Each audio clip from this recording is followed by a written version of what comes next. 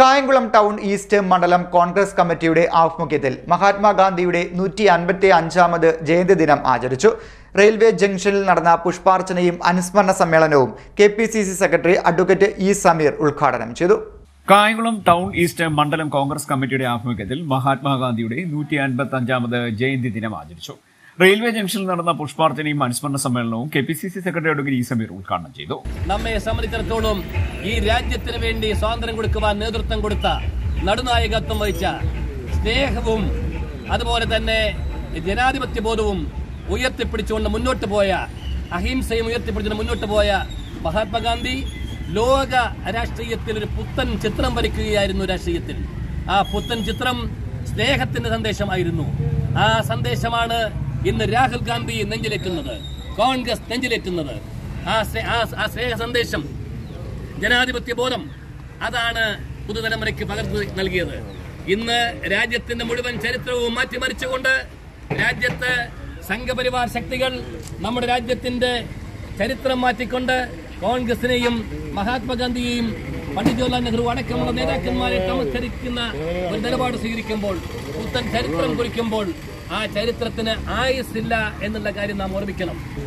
Indian national Congress അഖിലേന്ത്യാ തലത്തിൽ മഹാത്മാഗാന്ധിയുടെ 155ാമത് ജയന്തി ദിനം ഇന്ത്യൻ നാഷണൽ കോൺഗ്രസിൻ്റെ പ്രസിഡന്റായി 1924 പ്രസിഡന്റായ മഹാത്മാഗാന്ധിയുടെ നേതൃത്വത്തിൽ നമ്മുടെ രാജ്യത്ത് നടന്ന ഐതിഹാസികമായ സ്വാതന്ത്ര്യ സമര പ്രസ്ഥാനത്തിന് നേതൃത്വം നൽകിയ ഗാന്ധിജി ഇന്ത്യൻ നാഷണൽ കോൺഗ്രസ് പ്രസിഡന്റായതിനു ശേഷമുള്ള 100ാമത് വാർഷികവും അഖിലേന്ത്യാ കോൺഗ്രസ് കമ്മിറ്റി, ഇന്ത്യയിലെ മുഴുവൻ യൂത്ത് കോൺഗ്രസ് കമ്മിറ്റികളുടെയും ആഭിമുഖ്യത്തിൽ ഇന്ന് സമുചിതമായി ആചരിക്കുകയാണ്.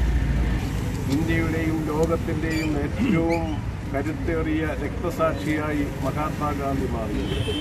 ഈ മഹത്തായ രാജ്യത്തെ 35 കോടി ജനങ്ങൾക്ക് സ്വാതന്ത്ര്യം അഹിംസാ സമരത്തിലൂടെ നേടിയെടുത്ത് ലോക ഗിന്നസ് ബുക്കിൽ രേഖപ്പെടുത്തിയ മഹാത്മാഗാന്ധിയുടെ ജീവചരിത്രം ഇന്ത്യയിലെ മതനിരപേക്ഷ ഇന്ത്യയെ ആഗ്രഹിക്കുന്ന ഇന്ത്യയിലെ 140 കോടി ജനങ്ങളെ സംബന്ധിച്ചുള്ള മഹാത്മാഗാന്ധിയുടെ ഈ 155ാമത് ജന്മവാർഷിക ദിനം അത്യധികം ആവേശത്തോടും അഭിമാനത്തോടും കൂടി ഓർക്കാൻ കഴിയുന്ന ദിനമാണ്.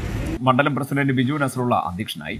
KPCC അംഗം അഡ്വക്കേറ്റ് യു മുഹമ്മദ് മുഖ്യപ്രഭാഷണം നടത്തി.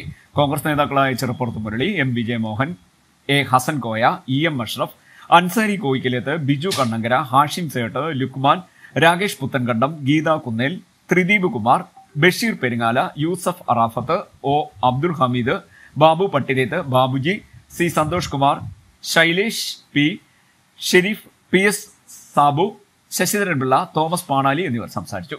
CDNet news, Kayamkulam.